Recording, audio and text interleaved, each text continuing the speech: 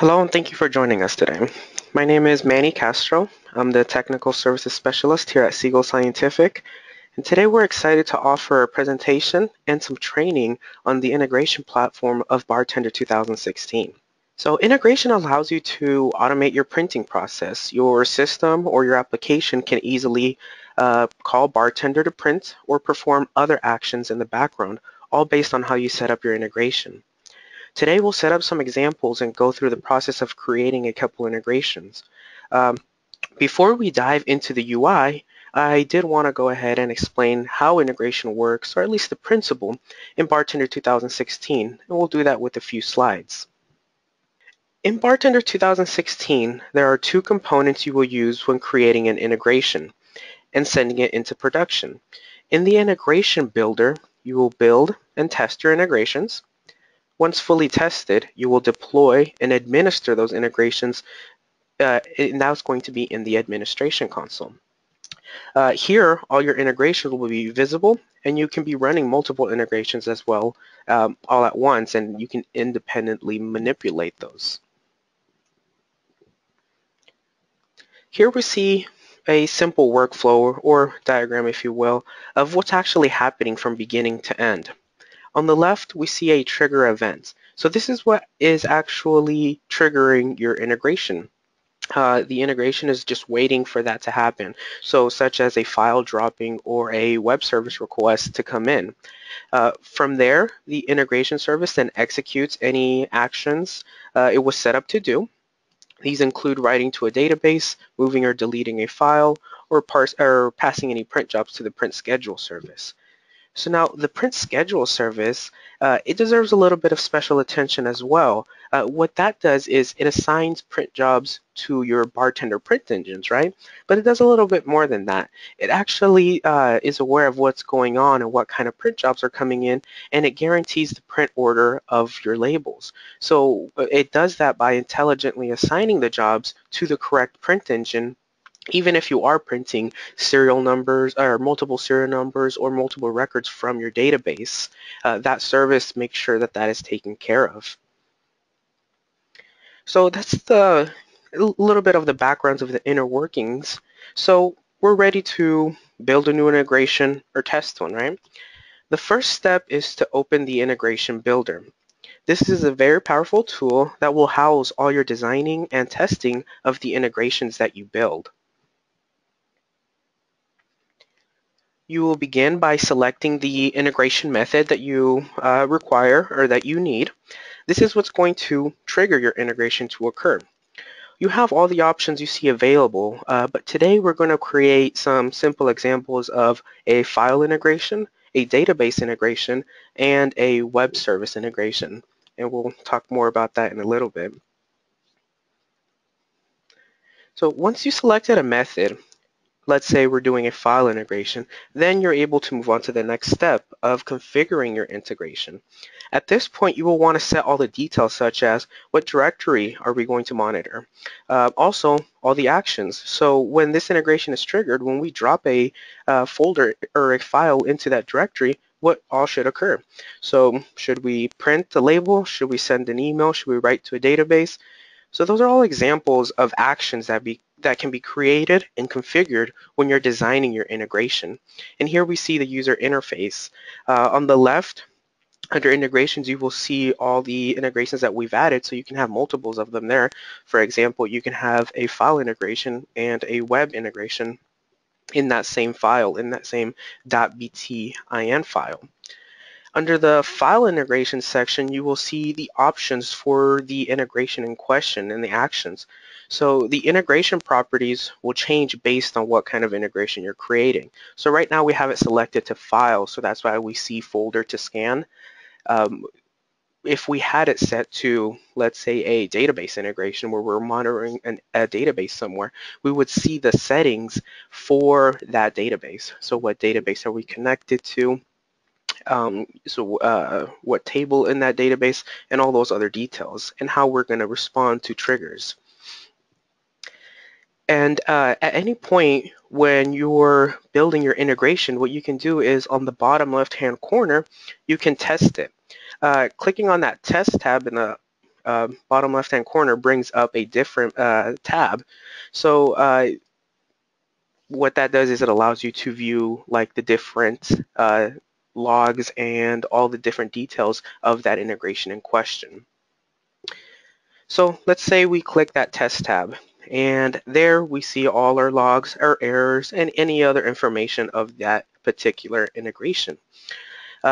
Once that is complete, we have the term of deploying an integration. So here's an explanation as to what that means. Hitting the test tab, we emulate the production environment. So all the services are running in the background, and it's going to work like this in theory, just as it will in production. But this is not technically a live integration yet, however. Once we are ready to put in an integration into production, we deploy it. We can deploy it to the same machine, to your production server, for example, or to multiple machines if needed. We can also deploy on a schedule. So let's say we deploy an integration. From there, where does it go, right? Where do we click next? Well, it goes into the administration console. And that's not technically the administration console of this machine, but it is the administration console of whatever machine you deploy it to. So talking about that, the administration console is used for not just integration. It has a lot of other administrative tasks that you can do in there, all in relation to your Bartender suite.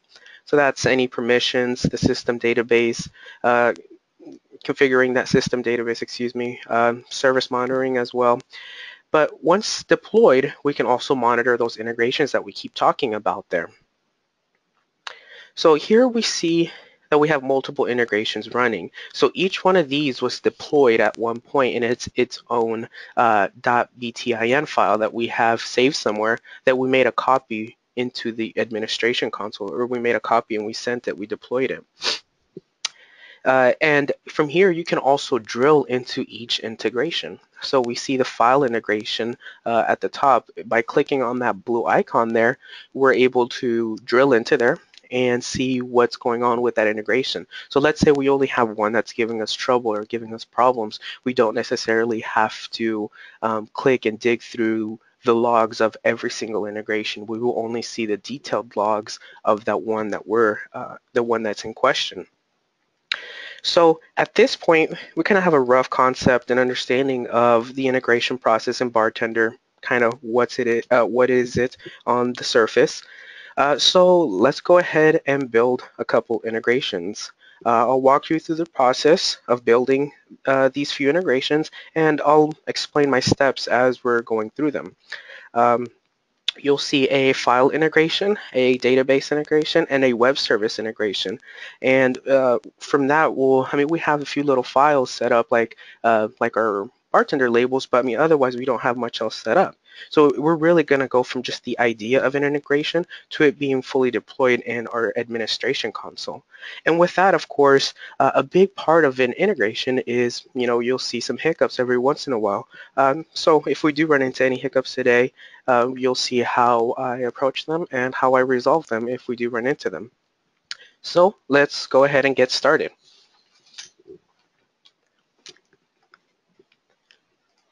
We begin with the integration builder, and this is the basic UI that you get when you first open it up.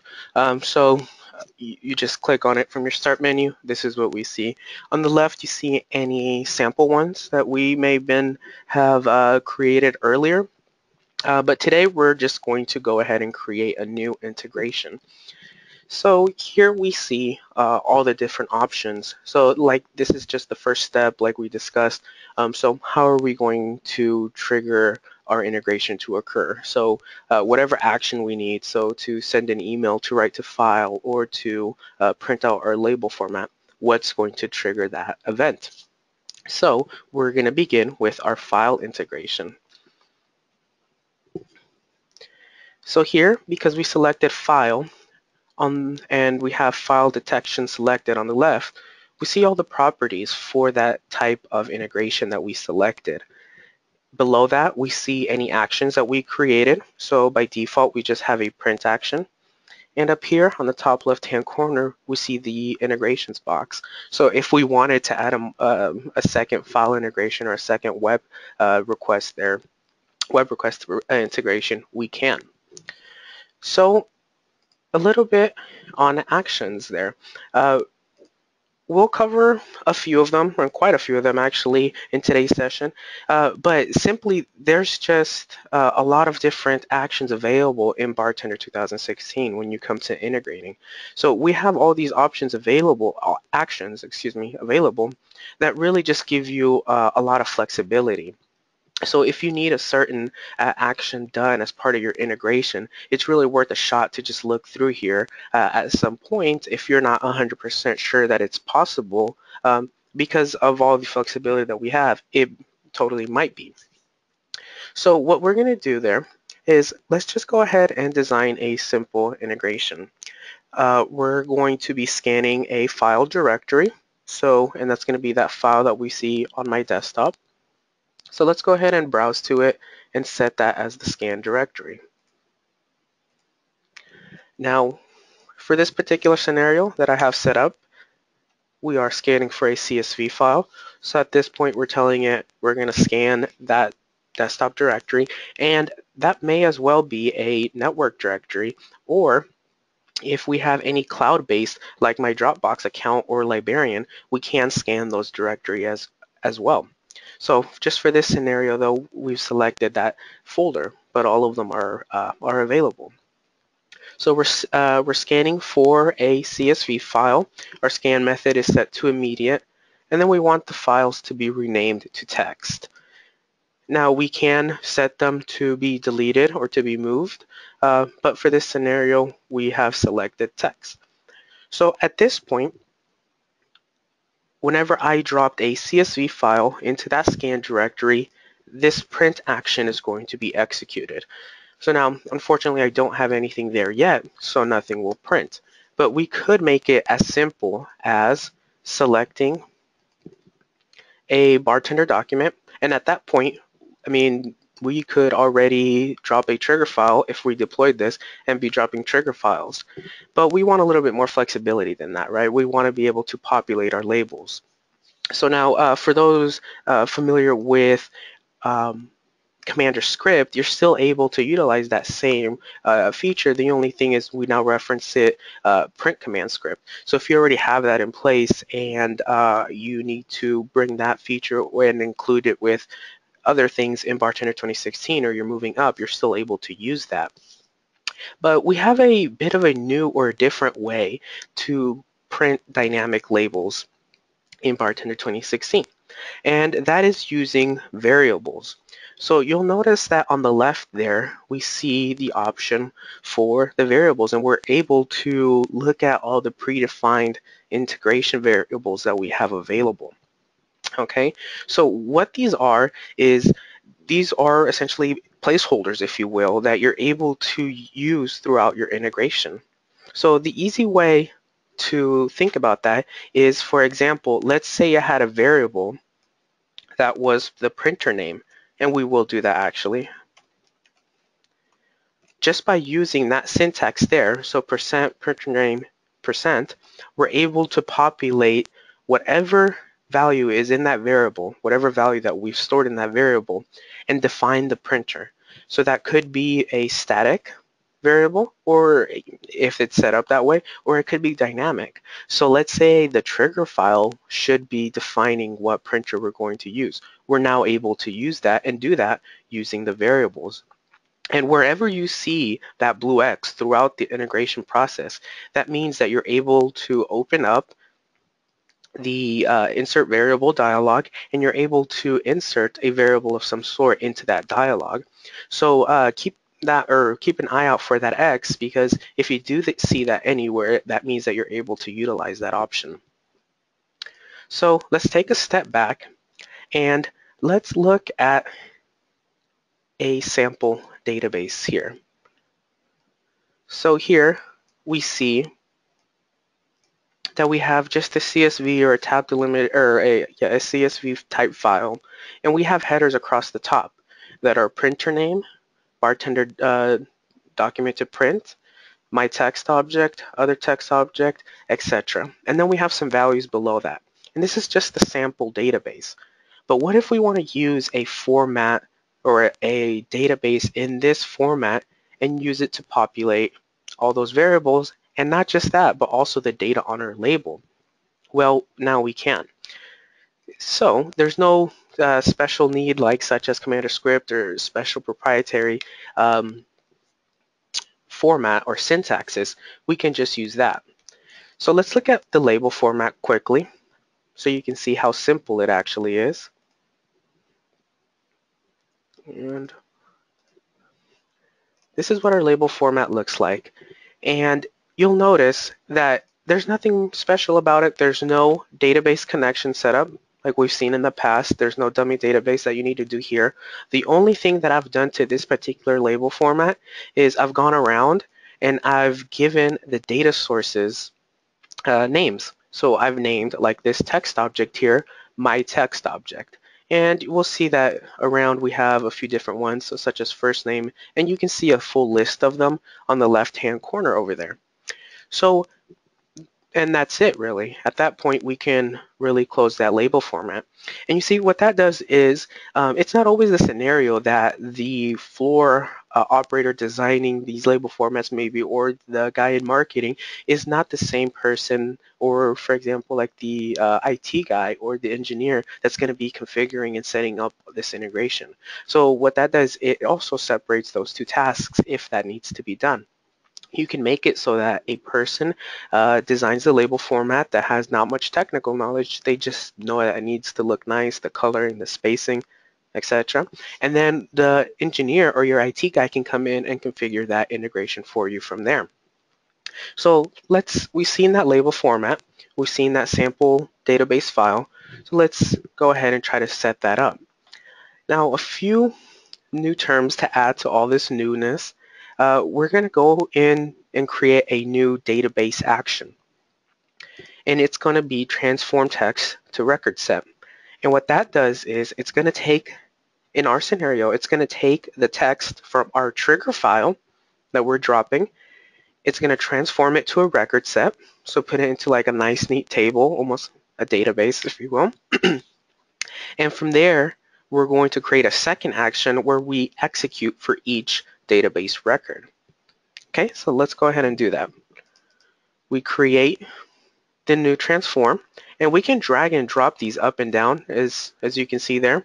And we do want those to be in order of execution for this, for how we're setting this up. So now we can make that dummy database connection at this level. So at this point, let's go ahead and try to connect to that sample DB file that we see on our desktop.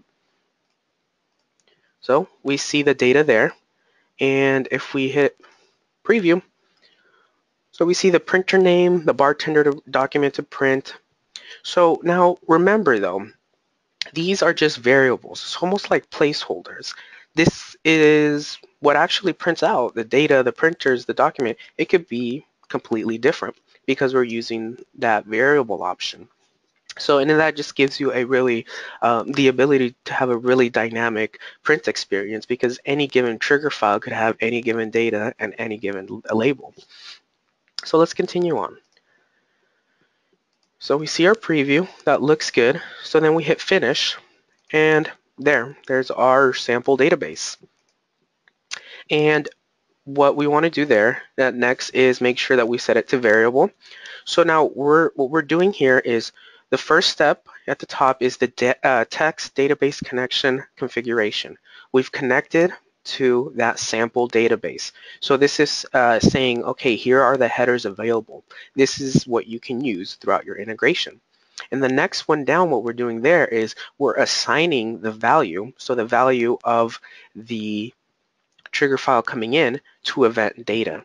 And event data is also a variable that we can use throughout. And you'll see how we use that as we continue on. So we've done that. We've connected to our sample database. At this point, we've just brought that in. We're able to next use or create the next action, which is for each database record. So now here, you'll notice the thing to pay attention to is the event data. So the source for this for each record database execution action that we just created, the source of that data is your event data. So, and what that is in this integration platform is that trigger file data that's coming in. That's the actual data that's going to be used to execute for each record. So we're kind of just doing this as a, we bring in the database, or we bring in the trigger file data, we convert it to a nice format that we can see it, and then we execute for each record. Okay, and then for the print document, we want to take note and make sure that we drag it down below for each database record. We'll notice that we have the little arrow that appears that allows us to collapse that action. And what that is, this is like a parent and child action.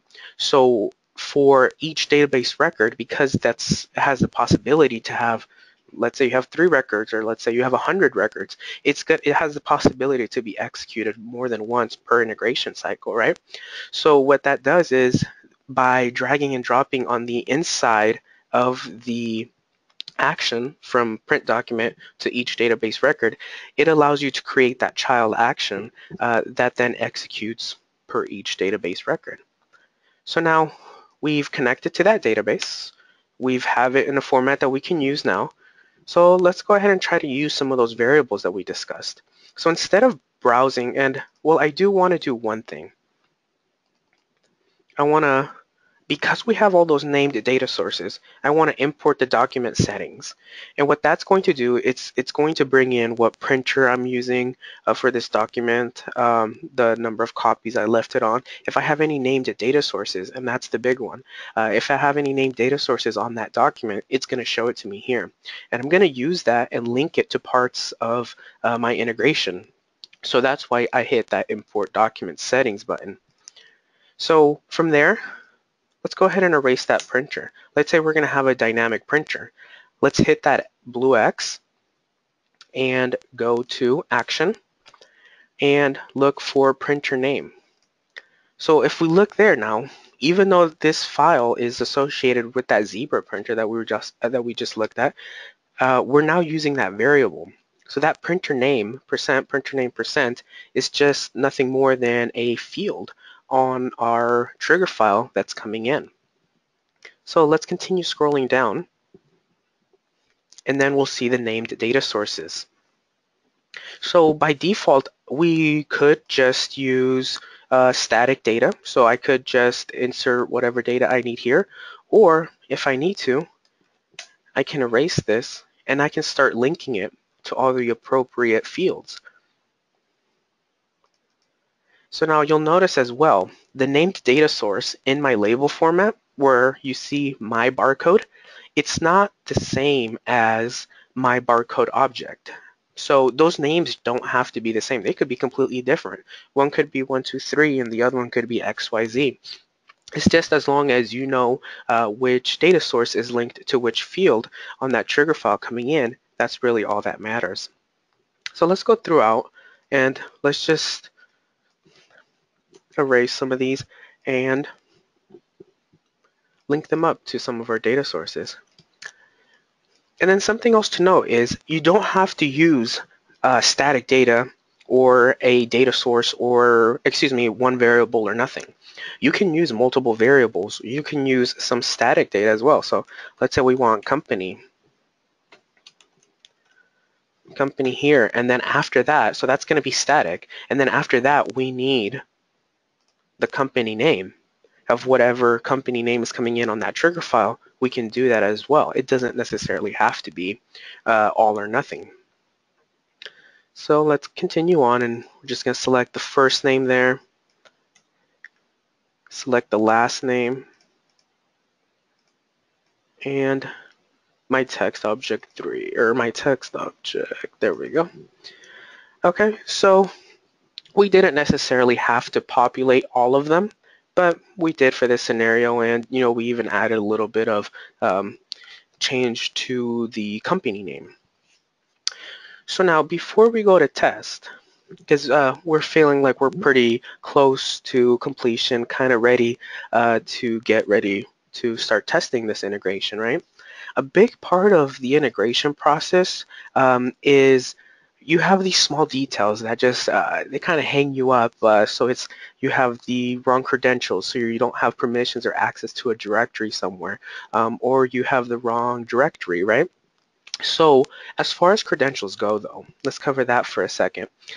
You don't have to go digging into the services panel to set what credentials are going to run your particular integration.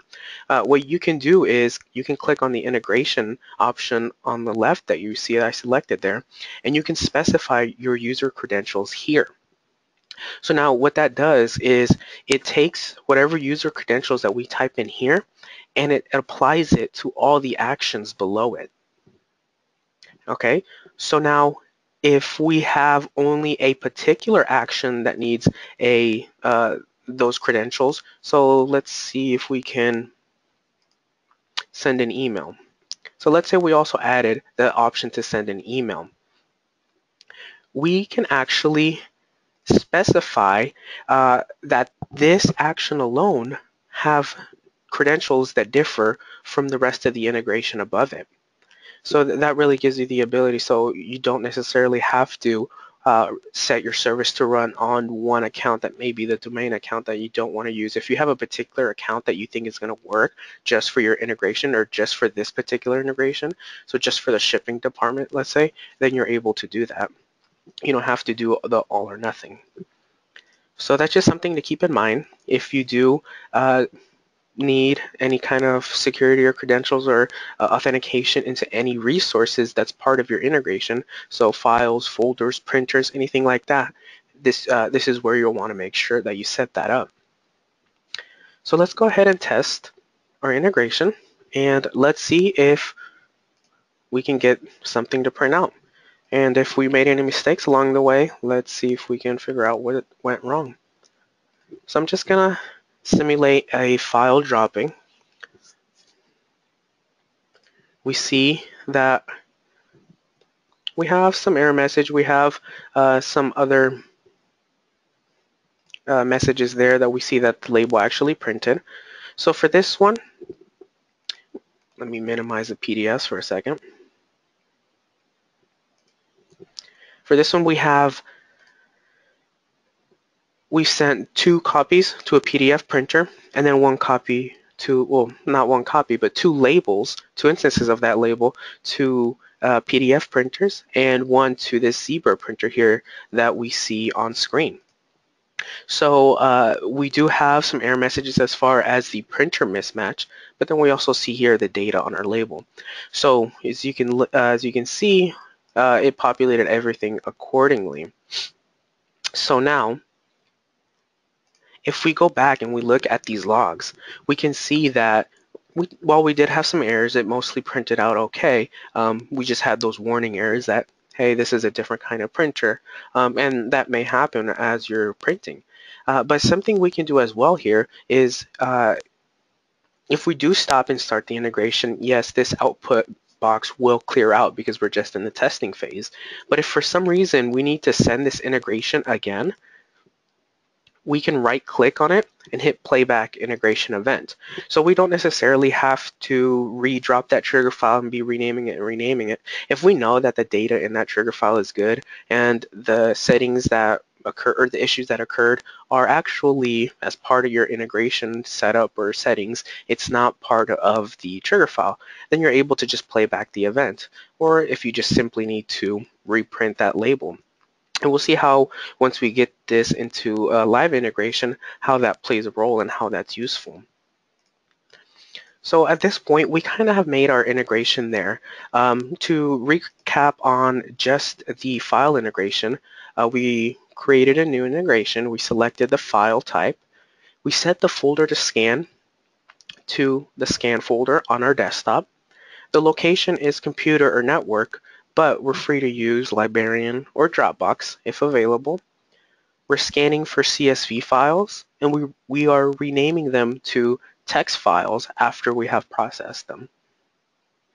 We are running the user count as just the standard system account, but if we did need to specify any kind of user settings, or excuse me, user credentials, this is where we would do that. From there, we created a few actions. So the first one that or the one at the top of the list there is transform text to record set. What we did there and what that does is it brings in the data from the trigger file and it puts it into a database format. So it makes it nice for us to parse out and assign the variables that we need. From there, we chose to execute for each database record. So even if we have multiple records, 3, 4, 5, 100, we're going to execute for each one. And then after that, because we have that set to event data, that's all the trigger file data that's coming in, our label format is going to print. We used that static file path name. Well, we could use, we could have used as well a variable, which is the BTW to print. For the printer, we also set it to a variable that's all coming from our event data. And then we linked up each data source in that document to each named data source to a variable that we have defined in our trigger file. So our integration is complete. We saw that it printed, and let's go ahead and because I did make one little change there to the directory, let's double check and make sure that it still prints before we deploy it.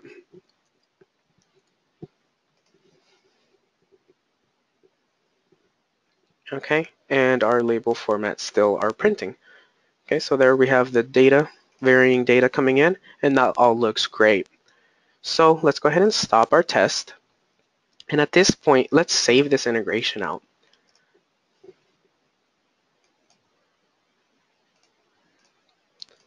And then open on my other screen, but we can also save the integrations to keep them safe, and so we can use all of Librarian's built-in functionality as well for our integration files. And these integration files are BTIN files. So now we're going to save this one in Librarian, and if we ever need to edit it, this is the file that we're going to go look for, or this is the file that we're going to go and open to make whatever changes we need.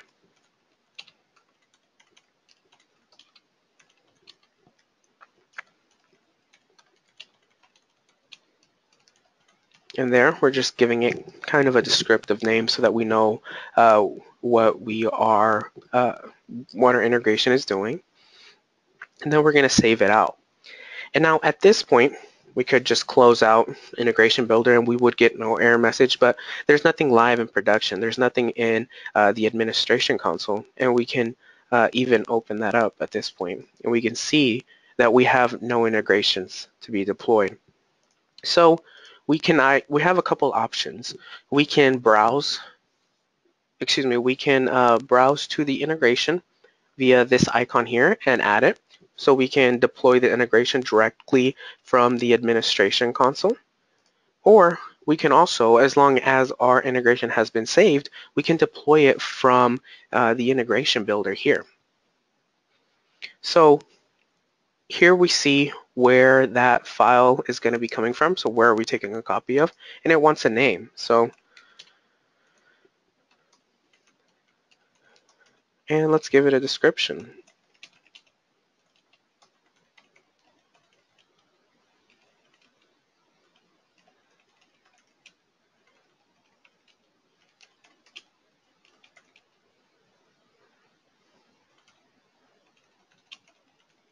Okay, so then we kind of know exactly what we're intending with this integration. We can add multiple computers. So this is actually here just my work machine, which is M Castro LT. So if we needed to, we could add multiple IP addresses here, and we can deploy it to multiple machines. Now, also, what if my machine was not the target machine? After all, I mean, maybe this is a laptop or just some desktop computer. It's like, this probably shouldn't be running the integration, right? Well, you can deploy it, and this is where you would set that up to different machines or to different production servers.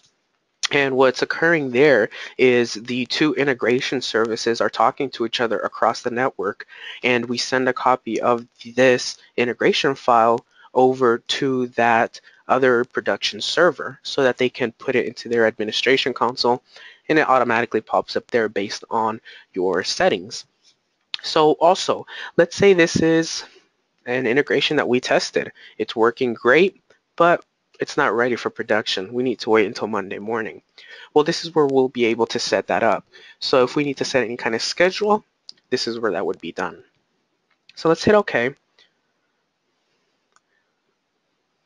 And it's going to go ahead and deploy that integration for us.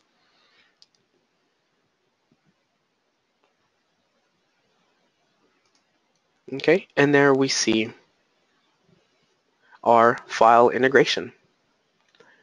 And one thing that I missed as well is when you're designing your integration, and you notice that I had to start it, you want it, well, depending on the behavior that you want, you can deploy your integration and you can set it, or the default is set to manually start. So you have to go in there and start it. If you want to deploy your integration and it automatically start right off the bat, then the setting that you want to look for there is under integration and then start integration, and you want to set that to automatic. Okay, so our integration is running, it's live. Let's go ahead and see if it actually works.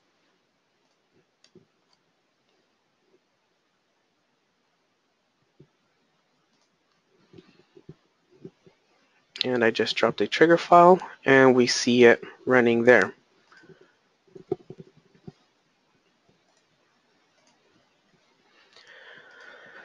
So our trigger files are still printing out correctly. Let's go ahead and drill into this particular integration, and then here we see all the different error messages and warning messages and the successfully printed messages. And you can get even more detail by just double clicking on them. So double clicking on them or any one of these messages here allows you to see the details of it, and you see all the different variables and anything that was used as part of that. So it really helps you in troubleshooting as well. So if we want to replay this, or we need to reprint those labels, the printer got jammed, they never got them, let's send it again. You don't have to go dig through that scan directory and try to drop an identical one. You just simply play back that particular integration, and then that's enough to go ahead and re-execute it. If we look at our message history here on the left, we see that each integration that we have has its own section for its error messages. So if we had multiple integrations, and we will in just a second, we'll see multiples of them here. So let's go ahead, and before we move into the database integration, let's go ahead and cover these couple questions, Jasper, whenever you're ready there, and we'll go ahead and move on after that. Okay. Looks like the first question we got here is, does the integration builder need to be installed on the machine where the integration will be deployed? Yes, it actually does need to be installed. If you remove the integration builder component, it actually removes the whole integration section from the administration console. So even though you're not going to be using the builder aspect of it, you still want to make sure that you install it on the production server, even if you aren't going to be building the integrations themselves there. Okay. Next question we got here. How does the BTIN file sent to the server as deployment, and what protocol or ports are used? Right, so for that, the integration service on each machine talk to each other, and that's actually going to be via port 5150. So you do want to make sure that that's open on your network, and via that port the integration is sent from your receiving machine to the destination machine. All right, thanks, Jasper. So let's go ahead and continue on. The next type of integration that we're going to see an example of is the database integration. So for that, we can minimize the administration console, and we can reopen the integration builder.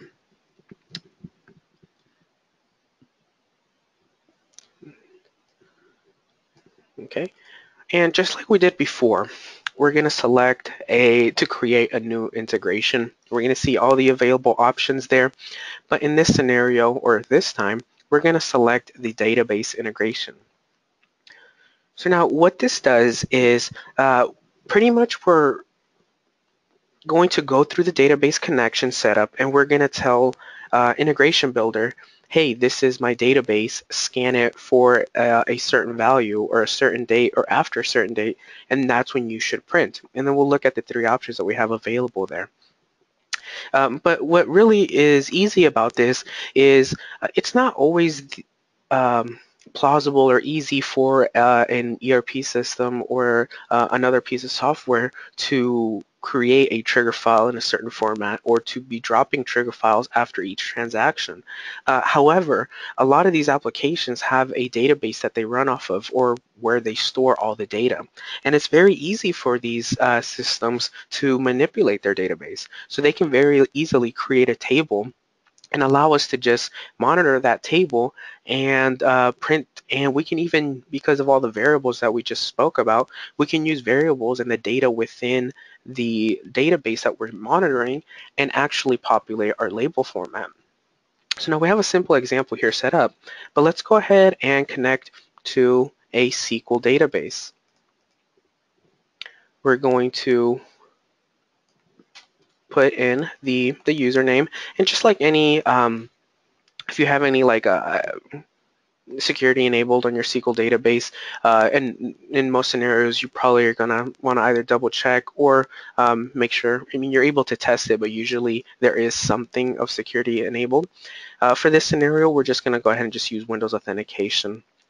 This is just the local SQL instance on my machine here, and I have a sample database for you guys.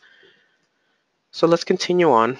And at this point, we can either set a custom statement. So if we have our own custom SQL statement and we're going to execute that SQL statement to get the data in the format that we need, then we're able to do that. Otherwise, we're just able to use the built-in wizard. Because there's just not that much data and this is so simple of a scenario, we're just going to go ahead and use the wizard, select the table, just the sample table, and we're going to hit finish. So we now see just our sample database there, and this is actually what's in the SQL Server at this point. So after we've connected, we see a few options that become available or highlight. So we have an increasing value. So for example, that we saw that serial number there. Whenever we get to like whenever that increases in value, so as we go from 3 to 4 to 5 to 6, every time we notice that, we can execute that record, or we can print that record from that database. We can have a field stamp, so a timestamp, excuse me. So if we have, and that does have to be a date field in your database, but if you have that option enabled or you have that field available, this is where you would select it. You would hit find the last value, and then anytime a newer timestamp is inserted there, the same thing will occur. And this is when a field has a certain value. So if we have a certain type of order number, certain type of product that should print at a particular time. So if we have a serial number, every time the serial number is 3, we need it to print. That's when we would select this. So for example, anytime a bag of chips comes in. If it's that type of chips, then you would want to go ahead and make sure that it prints or it executes. So you can have, and you can have multiple integrations, and this kind of all just adds to the complexity of it. So you can have multiple integrations monitoring the same database, and each one scanning or looking for different types of data or different types of things. So just to set up this example, let's go ahead and set that serial number up to last value equals 3. We're pulling our database, so every 3 seconds we're pulling that SQL Server instance that we have running. And for this type of integration, we notice that it automatically went for each database record. And that's because it's allowing us to bring in data that's being inserted. So for example, we saw the first name, last name, and the serial numbers. And it's allowing us to use that data as part of our integration, just as if it was a trigger file. And it is literally used the same way to keep things simple as possible. You can use your traditional variable, excuse me. But for this scenario, let's go ahead and use that the data coming in from that database integration. So we'll have the same label, and we don't have all the fields to print, but that's really okay, because at this point, we just want to populate those, the first name, last name, and the serial number. So we'll assign that serial number somewhere. We're going to do the same thing again. We're going to bring in that same file, and this time we're going to hit import document settings right away. We're going to populate all our fields. So this one, let's change this to a PDF printer just so that we can all see what that label format looks like. We want to make sure it's correct, right? And then we can scroll down, and then we're going to see the same scenario where you see the name data sources that we have in our, or that we created for our particular text document. Excuse me, text document. Disregard that. Our particular bartender document. Excuse me. So let's go first name, and let's erase that because we have that in our database. And we're going to do first name. And last name, we also have that. And let's hit last name. And for our barcode, instead of that barcode, let's go ahead and assign the serial number to that barcode. So then we can see that the numbers are actually incrementing. And then the rest can really be left the same.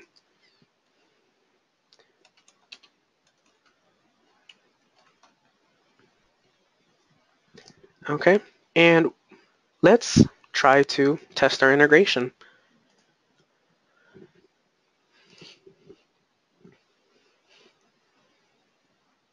Okay, so it looks like it recognized that there was a number 3. And we have our label format that printed there. So let's add a new value into that database there, into that database field. And see if by adding that new value or simulating a ERP system of some sort or another application, inserting a value into that database field, we'll actually see that the labels actually print out.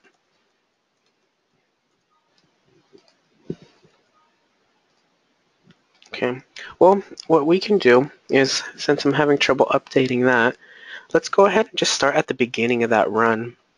And instead of starting at number 3, let's go ahead and start at number 1 because we do have other values available in that database there. So let's go ahead and start that up, and we should see a few labels print out for us. Okay, so we see we see Fred Smith, Hank Thomas, and Bob Josh number 1 print there. And anytime that that value would be updated there, and that serial number or that number keep going, that's when that would update, and that's when that value would change, or excuse me, when that label would print out based on how we just set this up. So now let's go ahead and also save this one out, and we'll also want to put this into our librarian just to be safe. And this is a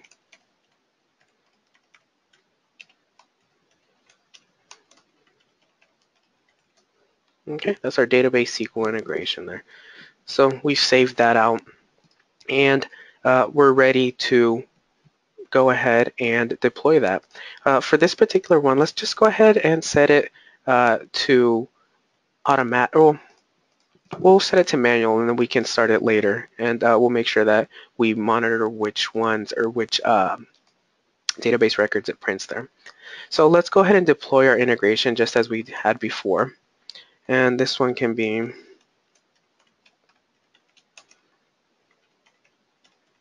okay, and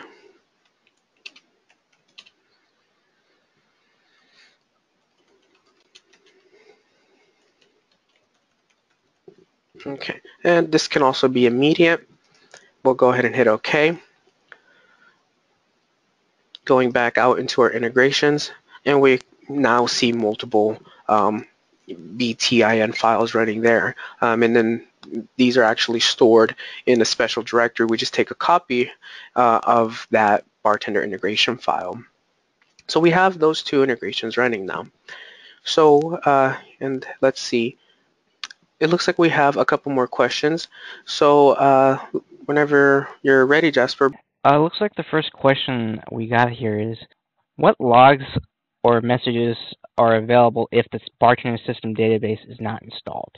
Whenever you're dealing with anything automation or higher, we really do suggest that you install or set up the bartender system database and configure that. You do have access to some of the service logs, but really all the other logs, such as the print history, the print job information, all that is stored in the bartender system database. So if you want to keep track of that, or you want to have a history of any of those components, then you want to make sure that you do set up your bartender system database. Okay. Next one we got here is percent response percent variable data only available as an XML format?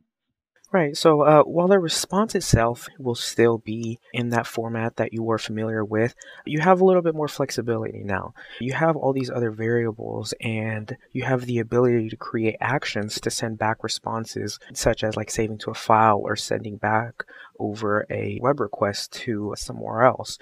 So you're not just limited to just that. You're able to send back a lot of other information of your integration using the variables. Okay, so let's go ahead and continue on there. Thank you, Jasper. For the next section, or what we want to cover next, once our integration builder loads up again here, is that we want to create a web integration or a web service request. So let's go ahead and bring up the user interface again. And as we've been doing all day, we're going to select the web service option, this time instead of file or database. And now, when we talk about web service requests, there are many different types of methods to get the data across and to get that data as part of your, to use the data of the URL, or to use the data of the body of the message coming in, and to use that as part of your integration and to populate your label to select your printer. So the two methods that we're going to cover today is the get method and the post method. Okay, and you'll learn how to utilize that when with Bartender 2016.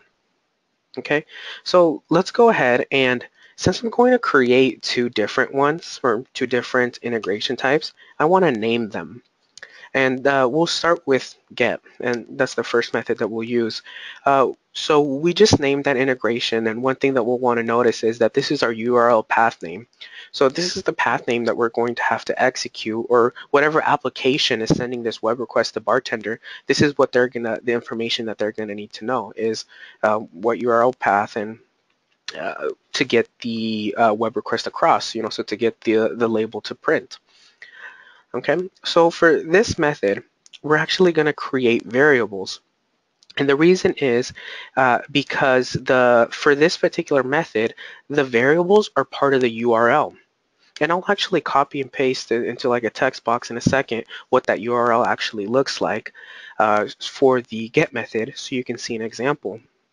But let's go ahead and create a couple variables that we're going to use to populate data on our label. So let's just do first name, and just say it's test, and then we'll add another one that is, and let me scroll down so we can see that better, another one that is last name,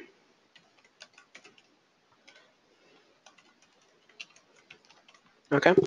So then we have our two variables there, and of course this is a very simple scenario, but it's possible that we have multiples, or we have many different variables that we need to populate, such as the printer name or the document to print. But for this example, we're just going to try to get those two across. From there, we're going to go ahead and bring our document in. So we're going to select our integration file, same one that we've been playing with today. And we're going to import our settings. And that's just so that we can get the name data sources in there, the printer, or anything else that's going to come in. And we're going to do the exact same thing, and you'll notice a trend with the variables and everything. They're very flexible, and you can use them in a lot of different ways. So you're going to want to find, let's just find that first name, and let's look for that variable that we created. So there we have it, so test. And then we have our last name that we can erase. And then we can set it to last name. And at that point, we really are finished. We want to go ahead and test it now. And we're ready for our application to send a web request via the GET method. So on my other screen, I really just have a kind of like a browser add-on tool, and that I'm using that tool to simulate a getting a web request from an application of some sort. So there we see we got Bobby Jackson, and we populated the data from the web request, and we got that into our label format. So now, if you're interested in to see what that URL looks like, let's see if we can bring it in, and we can paste it. And we can make the font a little bit bigger so we can read it all.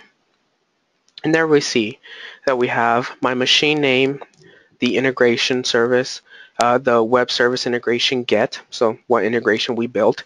And then after that, we have execute, and then we have all the variables here. So then we have the first name and then the last name. And then if we had any more here, we could append them going forward.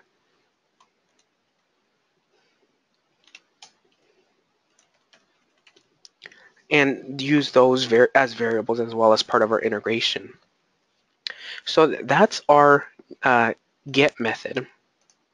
So if we go back into our integration builder, let's go ahead and stop that.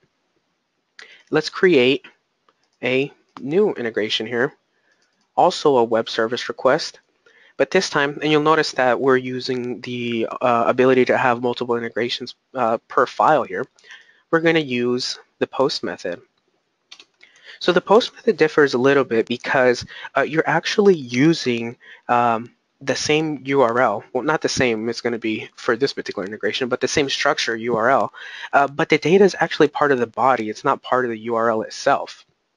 So a little bit different method, and also a little bit different method for setting that up. So what we want to do is we want to go ahead and we want to set, we want to bring in our create transforms to record set, or bring in our transform text to record set, excuse me. And also our for each database record. And we're going to drag and drop that down into the to execute for each record. So now if you remember, what this is doing is we're connecting to a dummy database, and then we're just using the body of the trigger file as data. And we're doing that very much the same thing, just via a web request. So instead of getting a file dropped, we're getting a web request, and in the body of that web request, we're getting all this data. So it may be in a CSV format or a tab delimited format or whatever format that may be. So that we're on the same page though, and we know how to parse that data out and everything and assign it to the correct variables, we'll want to do the same thing where we connect to a dummy database. And for this one, I think we have our own. Okay, so we have our own sample database there for post, and let's look at that file preview. So there we see the available variables that we're going to have that we can assign throughout. And now remember, you're not limited to just these variables. You're able to use any of the integration variables as well as part of your integration process for whatever scenario you need. So there's our sample database there as we see it. So that looks all correct. We want to assign it to our event data so that that sample or any data that comes in the body of that web URL is used as the event data. Let's check for each database record. So that looks correct as well. And then let's bring in our document. And let's do the same thing that we've been doing. Let's import our settings and let's start assigning things out.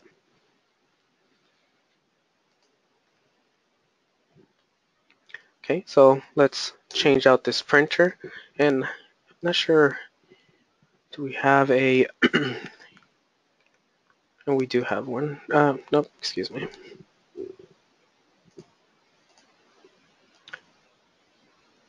Our printer name.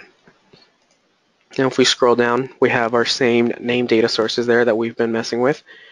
So we have, so it looks like first name, last name, and a text object value. So let's go ahead and populate those. So we're just going to be doing the same thing where we click the, we erase the data for the value, we click that red X, and then we hit first name. For last name, we do the same thing where we erase that last name space, click on the X and hit last name. And let's go ahead and also populate the last one, which is the my text object there with text object value. And let's go ahead and see if we can get that to print or not.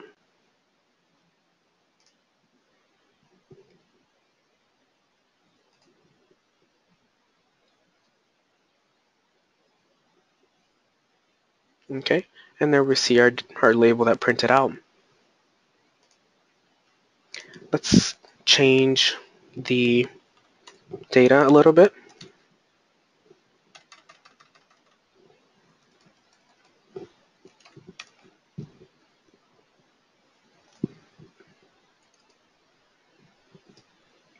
Okay, and we see a different name now. So we see that it's actually working correctly. So we're populating the data from the body of our URL request using that post method, and we're populating our label with it, and it's dynamic, and that's using those variables. So we've created those two integrations there. So and those seem to be working. Luckily, we didn't have any issues just because they're such simple integration. But let's save this out. Let's just call it web. That's fine. We also are saving that in Librarian just so we have everything all organized and in one safe location. And let's deploy our integration.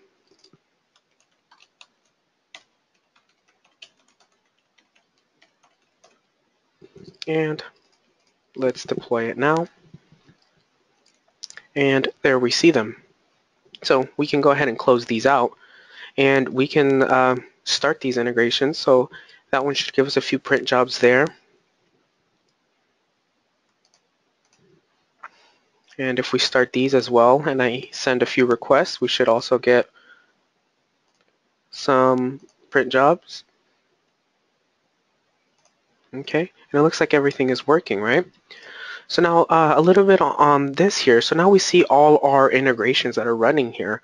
We can stop each one independently if we need to remove one. So let's say we need to remove this file integration. We simply click that remove button. Now we can stop it and then remove it if needed, if we no longer need it.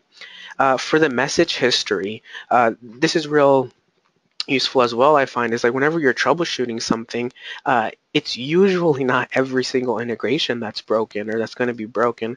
So you can tackle them one at a time to see what's actually going on. And if they are all broken, then you can actually look through them and see what's wrong with each particular integration. In the message history here, they're divided independently in that fashion so that you're easily able to find through them and dig into each one and get all the details from each message. And let's see. Okay, it doesn't appear that we have any other questions, but there was one more small section that I actually wanted to cover before we finish off here. So if you are upgrading to Bartender 2016, or you're not new to Bartender, I should say, and you have an existing setup of some sort, you have Commander probably somewhere. That's usually that's what you use, or that's what we've always used as far as integration goes. So with all this, you may be wondering how hard is it, or what's the whole process for moving forward and migrating from Commander to Bartender 2016's integration builder. Well, the good news is that it's actually very easy. Really, all you would need on your side is you'll need your commander task list, and then that's actually the .tl file. That's the extension of those file types. And once you have that file, you simply need to import it into Integration Builder. When you first open Integration Builder, you simply hit import commander task list, and from there, if you don't need any other changes and there's nothing else wrong and this was already working, then you're ready to save it out and deploy. So I do have I believe, a simple little example.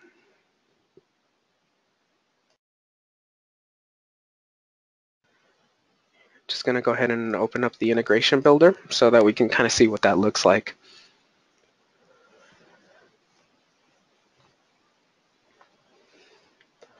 Okay, so instead of creating a new one or opening it in integration, and we can actually do that if we need to modify one of our existing ones and then save it out and redeploy it. Instead, we're going to import a commander task list. And I have one here on my desktop, and it's just an older simple one that I had lying around. We're going to go ahead and open that commander task list. Then we get a message that it has imported and converted to the new Integration Builder. So now something to notice is once you import a task list and you start making changes to it, it's a one-way road. So you're not able to hit File, Save As, and save it as a task list. It's really, once it's a BTIN file, there's no going back to a commander task list. So if we needed any kind of changes, so we're actually monitoring for CSV files, or we're going to use any of the new actions or anything like that, then we can. Otherwise, if this is ready to go already, there's no changes needed, we can save this out, and we can even leave it as commander task list, hit save, and then just hit deploy integration, and it's really that easy. So you open Integration Builder, you hit import, you browse to your task list, and then you select it, and that's really it from there. Once you save it out, it lets you deploy it, and then we'll see it here load up in a second as one of the options in our administration console, that we have the commander task list loaded there. Okay, and if we don't need it for whatever reason, we can just remove it, just like that. So it's really that easy to come forward into the new Bartender 2016 Integration Builder. So at this point, it doesn't look like we have any other questions. We'll go ahead and wait on the line for a couple minutes. We still have some time left. And other than that, thanks for attending. Okay, and it looks like if you're coming up, so whenever you're ready there, Jasper. Okay. It looks like the first question we got here, can we add a printer name percent to a database that does not have this field? Yes, you can, and it doesn't technically have to be percent printer name percent. The database field that contains your printer name can be named whatever you would like, and in that scenario, you would just make sure that you select that. So when you're setting up the variable and linking that up, when you're entering the value for the printer, you want to make sure that you select the correct one. That's all. So whatever you have named in your database will work fine. All right.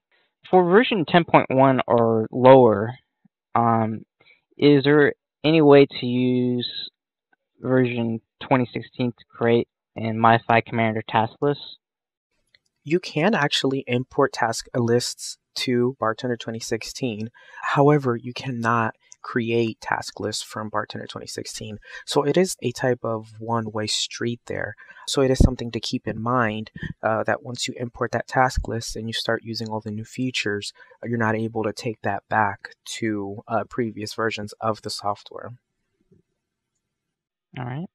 Can you specify the Bartender document to print as a variable?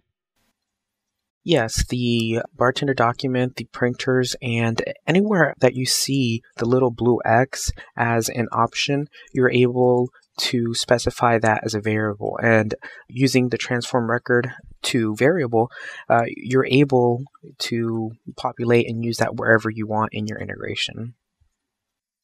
Okay. If embedded PowerShell code is used, can you directly use integration variables in that code? Yeah, you are able to use variables from throughout your integration in your PowerShell code. All right, so that seems like that's all the questions. Thank you, Jasper. Well, everyone, thank you very much for attending.